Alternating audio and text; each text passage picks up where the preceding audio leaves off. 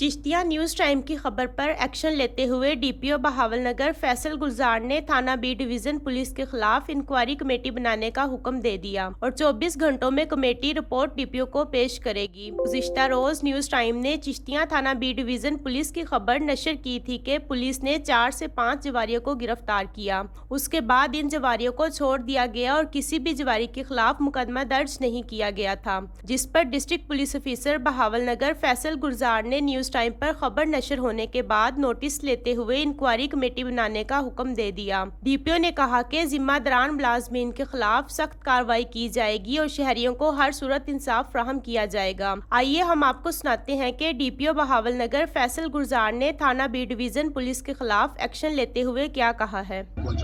Sir, ये जो कल से न्यूज़ें चल रही हैं, 2-3 दिन हो गए हैं बी डिवीज़न के खिलाफ, उसके बारे में आपका क्या रद्द है? मतलब ये वारदात के वाले से आप पूछ रहे हैं? सर, ये जो पैसों के लेन देन की वीडियोस चली हैं सर, देखें, उसमें हम उसकी ज़्यादा इंक्वायरी कर रहे हैं और इस इंक्वायरी में जो बेटी होगा वो हम उसको सर